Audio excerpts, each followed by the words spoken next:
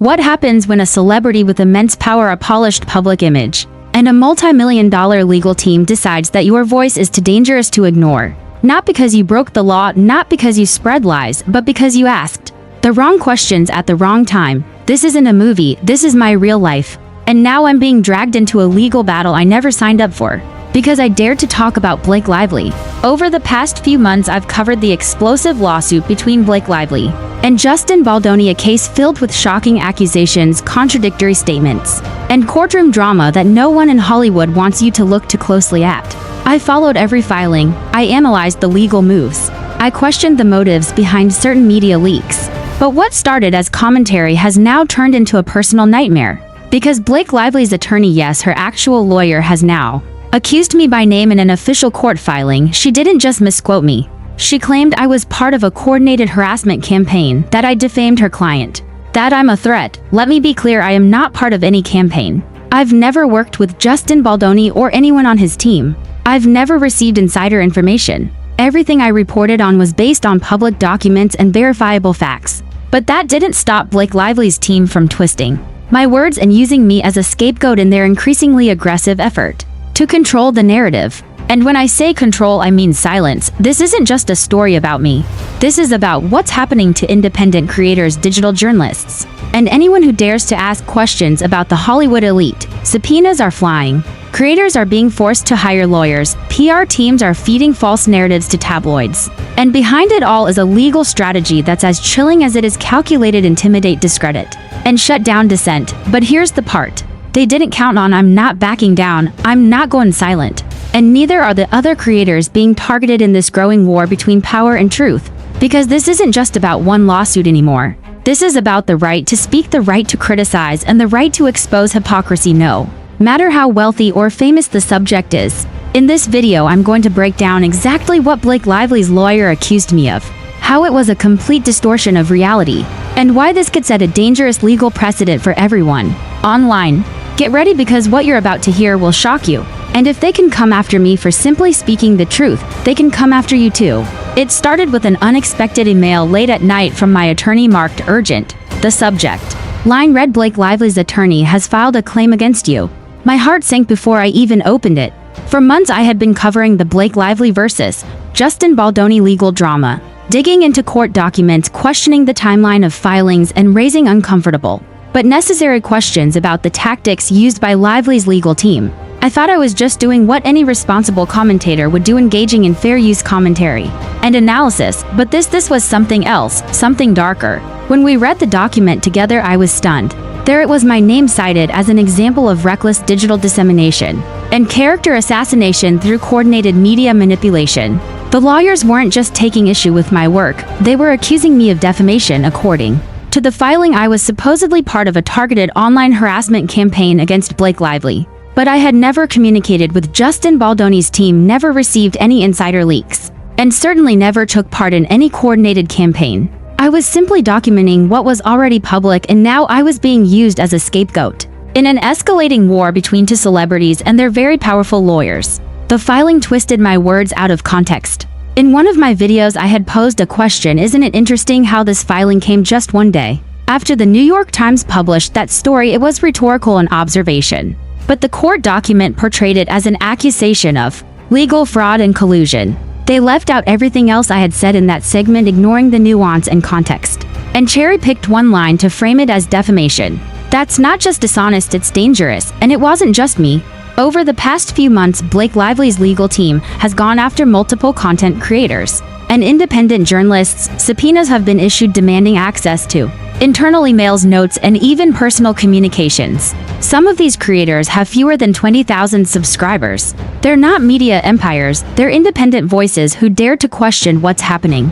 The goal here is clear: to intimidate and suppress any form of dissent or public scrutiny of Lively's actions and legal maneuvering. It's a disturbing trend that goes far beyond this one case. We are witnessing what some legal experts have started calling litigation as censorship. Rather than argue on the merits, certain legal teams, especially those representing high-profile clients, are increasingly using the court system not only to resolve disputes but to chill criticism And when a federal courtroom is used as a weapon against freedom of speech, we're in very dangerous territory. The case between Blake Lively and Justin Baldoni initially looked like a straightforward contractual dispute, but as it evolved, it revealed something much deeper and more unsettling. As public scrutiny intensified and leaks began surfacing, Lively's camp appeared to shift from defense to offense, not in court but in the public arena through carefully placed stories. In entertainment media, anonymous tips and direct legal threats against critics. They've been trying to control the narrative. And when control becomes more important than truth, people like me get caught in the crossfire. There's an unspoken rule in Hollywood: never go against the machine. But this machine isn't just the studio system anymore. It's a fusion of legal muscle, PR tactics, and carefully curated social media optics.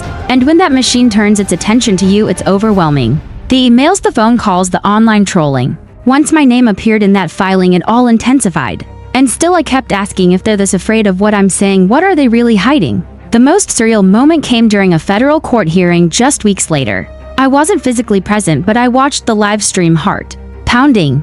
Lively's lead attorney stood and told the judge that creators like me were endangering her client's safety. She didn't provide a single example of a threat I had made. She didn't cite any actual evidence, just general statements and vague accusations. She said content like mine created a hostile environment. But the judge wasn't swayed. His response was calm but firm. Counsel, are you saying commentary now qualifies as harassment? Because unless you have evidence of incitement or defamation, this sounds dangerously close to asking the court to limit First Amendment rights. It was a moment of clarity in the haze of legal fog. A judge had just called out what we all knew: this wasn't about safety. It was about silencing critics. The hearing didn't end the fight, though. In fact, it seemed to escalate it. Almost immediately after the judge's remarks, several mainstream outlets ran headlines suggesting that content creators were under investigation. The narrative had been flipped. Now we weren't the ones being targeted, we were the aggressors. All of it felt coordinated, as if Lively's PR team had the articles drafted and ready to go. There's something deeply unsettling about watching your words be twisted in real time to serve someone else's agenda. I never claimed to be a journalist. I'm a commentator. My job is to ask questions, dissect public information, and provide analysis. But if doing that makes me a target of legal action, then we're all in trouble. Because today it's me, tomorrow it's someone else, and it's not just about me or even Blake Lively. It's about the precedent being set. If celebrities and their legal teams can weaponize the court system to silence online voices, we'll see more of this in the future. It won't matter how accurate you are, how fair your commentary is, or how neutral your tone might be. The mere fact that you're speaking out could be enough to get you sued or worse, defamed in court filings without a chance to defend yourself. What Blake Lively's lawyer did in that document wasn't just a legal maneuver, it was a message. A warning to anyone watching, and that message was clear: you talk about us, we'll come after you. But here's the thing they didn't count on: we're not backing down, we're organizing. We're lawyering up, we're comparing notes and sharing resources. Because if they want to turn this into a battle, they'll find that content creators, independent journalists, and everyday people aren't as easy to intimidate as they think. The shockwaves didn't stop with the court filing. In the days that followed, creators across YouTube, TikTok, and Substack began quietly messaging each other. Many of them had either received subpoenas themselves or knew someone who had. Some were journalists, others were pop culture commentators, and a few were just independent voices, covering the Blake Lively legal saga because of the public interest it had generated. But now all of them were asking the same question: who's next? What became clear in those conversations was that the move to target creators wasn't a fluke, it was part of a deliberate strategy. Lively's team wasn't just trying to manage a PR crisis, they were trying to chill speech across the board. And they weren't just going after big channels with hundreds of thousands of followers. In fact, some of the creators who were served had fewer than 5,000 subscribers. This wasn't about influence, it was about control. In the legal world, there's a term for this abusive process. It refers to the use of legal procedures for purposes other than those for which they were designed, like say using subpoenas to intimidate people instead of genuinely gathering evidence. Several attorneys I spoke with raised serious red flags about the conduct of Lively's team, especially given the flimsy justifications used in court. One former federal prosecutor told me this looks more like a fishing expedition and a PR stunt rolled into one. If these creators challenge the subpoenas in court, there's a good chance they'll be quashed. But of course, challenging a subpoena costs money, and that's where the real imbalance lies. Blake Lively has a war chest and a top-tier law firm on retainer. Most of us don't. Even if you're completely innocent, just defending yourself against these tactics can drain your resources. Not to mention the mental toll of being dragged into a lawsuit you had no part in. It's exhausting, it's intimidating, and that's precisely the point. Some creators have already started filing motions to quash, while others are considering counterclaims for defamation and harassment.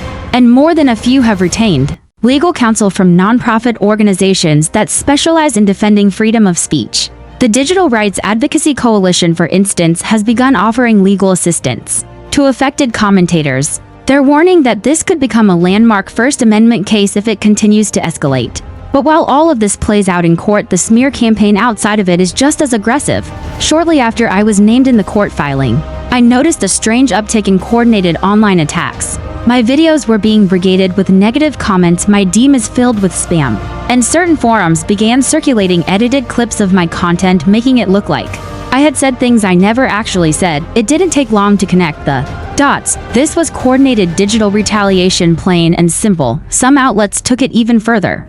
One pop culture website ran a headline: YouTubers fan the flames, did online trolls push the Blake Lively case too far? They cited sources close to Lively to imply that commentary had led to increased personal threats, but offered no evidence. Worse, they didn't bother to contact any of the creators they accused. No right of reply, no fairness, just a guilt by association smear job. Let's be clear, if anyone is harassing or threatening Blake Lively, they should be held accountable. No one supports that kind of behavior. But commentary questioning court strategy, noticing media patterns, that's not harassment. That's journalism, that's commentary, that's protected speech. And it's not just speech that's under attack, it's credibility. When Lively's lawyer accused me of defamation in court, it wasn't just about silencing me. It was about discrediting me. Because if they can convince a judge or the public that I'm not a reliable voice, they don't need to refute what I actually said. They just bury me under doubt and misinformation. There's a long history of this tactic being used against journalists and whistleblowers. Dismiss the critic and you never have to address the criticism. In this case, Lively's attorney didn't challenge my analysis point by point. She simply labeled it as reckless and malicious, knowing full well that most people wouldn't dig deeper. It's a tried and true Hollywood strategy, but this time it's being tested in the age of digital media, where creators are no longer isolated voices. We talk, we collaborate, we fight back. And that's exactly what's starting to happen. Behind the scenes, affected creators are comparing subpoenas and filing timelines. We're working with digital rights attorneys to document a pattern of intimidation. We're compiling proof of misrepresentation and, in some cases, blatant falsehoods in the court filings that targeted us. If this turns into a formal counterclaim or federal complaint, it could expose Lively's legal team to real consequences. But even more importantly, we're going public. We're refusing to be silent. Because the moment we accept that creators can be silenced with courtroom bullying is the moment we lose one of the last real checks on celebrity power. One creator who goes by the handle Leglins was served a subpoena demanding access to her DM history, email correspondence, and unedited video footage related to her coverage of the case. She told me, "I've never spoken to anyone on Baldoni's team. I've never even had a source. I read court documents and gave my opinion. That's it. But now I have to hire a lawyer just to prove I'm not part of some secret conspiracy." This is madness, and it really is. Because if they can do this to us, who's to say they won't go after a TikTok user next? Or a podcaster, or someone who just posts a thread on X questioning the PR narrative. This battle is no longer just about the legal dispute between Blake Lively and Justin Baldoni. It's about the future of digital commentary, independent journalism, and your right to speak truth to power, even if that power wears designer dresses and walks red carpets. As the dust settles, at least temporarily, around the explosive revelations from inside the courtroom, one thing is abundantly clear: this isn't just a legal case anymore. It's a public reckoning. A spotlight has been cast on a system that too often shelters the powerful and punishes those brave enough to speak out. What began as a legal skirmish over reputational harm has now ballooned into something far more insidious. The real story is not just about Blake Lively or her legal team's tactics. It's about the underlying fear that grips powerful institutions when the truth begins to leak, and the lengths to which some will go to suppress it. What we've witnessed over the last several weeks, especially in these recent court hearings, isn't just the usual strategy of high-powered attorneys maneuvering behind closed doors. No, this time the veil was pulled back. A lawyer who was expected to maintain the highest standards of truthfulness before a judge was caught spreading allegations so wildly misrepresented and twisted that even court observers raised eyebrows. What was intended to discredit instead exposed the very fragility of their legal position. When someone with as much influence and visibility as Blake Lively finds herself resorting to legal theatrics and exaggerated claims through her counsel, it reveals something far more unsettling: vulnerability and fear, not fear of losing a simple defamation case, but fear of losing control over the narrative, control over public perception, control over the tightly constructed image that Hollywood so painstakingly polishes, and perhaps most alarmingly, fear of what might come next. Because what happens when the public starts questioning what they've been told? When people realize that the attacks on content creators and commentators aren't about justice, but about silencing dissent, the chilling attempt to twist courtroom facts into a weapon against critics shows how broken the system becomes when wielded by those unwilling to face honest scrutiny. Let's be absolutely clear, there is nothing defamatory about asking questions. There is nothing illegal about presenting publicly available facts and interpreting them through analysis and commentary. There is nothing dangerous about public dialogue, unless of course you're someone trying to keep the truth buried. And in this case, the real danger is being revealed not by those speaking out, but by those frantically trying to shut them up. We've seen this pattern before in Hollywood. When the image begins to crack, the response isn't transparency, it's retaliation. Legal threats, public relations distractions, carefully timed interviews. But what's different now is that the public isn't buying it the way they used to. The mask is slipping, and the internet with all its flaws has made it impossible for the gatekeepers to maintain total control. This case is becoming a symbol, a cautionary tale of how the powerful often overreach when their secrets are threatened. It's also a call to arms for independent voices everywhere. Be alert, be bold, and above all, be accurate, because truth has power, and the more attempts are made to suppress it, the louder it echoes. The community response has been overwhelming. Viewers, commentators, and even some legal experts have stepped up to challenge the narratives being force-fed through polished PR statements. The very fact that Blake's legal team felt the need to make inflammatory claims in open court shows how much sway public discourse now has. They're not just fighting a case, they're fighting to stop a movement. But it may already be too late. This is no longer just about winning in court. This is about winning back public trust, something that no lawsuit can force or manufacture. The damage done by these legal theatrics is far more profound than any perceived defamation. Because what people remember isn't just who sued whom, but who tried to silence whom. And in that regard, the backlash has already begun to settle in. Let's not forget the real power lies in transparency. Every time someone in a position of privilege tries to use the legal system as a weapon, they expose the cracks in their own integrity. The moment Blake Lively's lawyer chose to present exaggerated or false claims in front of a judge, they may have thought they were burying a problem, but instead they ignited a wildfire of attention, and now even mainstream outlets are beginning to question what's really going on. It's poetic in a way.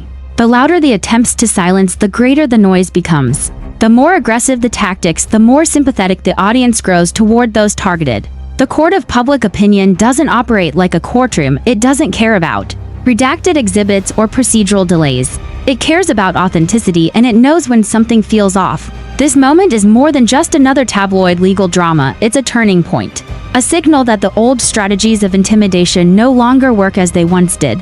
That the audience is paying attention, that the creators aren't backing down. And that truth, even when fought with courtroom tricks and threats, will find a way out. To every content creator who has been threatened, to every independent journalist who has been gaslighted, to every viewer who has stood firm and asked, why does this seem shady? This moment is for you. Your questions matter, your voices matter. And no amount of legal firepower can change that fundamental truth. This battle isn't over. In fact, it may have just begun. But if these recent events have proven anything, it's that public accountability is no longer optional for the powerful. The walls that once shielded celebrity misconduct are thinning, and those who thought they could hide behind legal jargon and publicists are learning the hard way that this new era demands more. So whether you're watching from the sidelines, participating in the conversation, or directly impacted by what's happening in court, remember this: what's right isn't always what's easy, but the truth always wins, eventually. And for those who tried to lie their way through it, those who twisted their legal arguments into defamatory performances of their own, there's one unavoidable reality: you may fool a courtroom for a day, but you can't fool the public forever.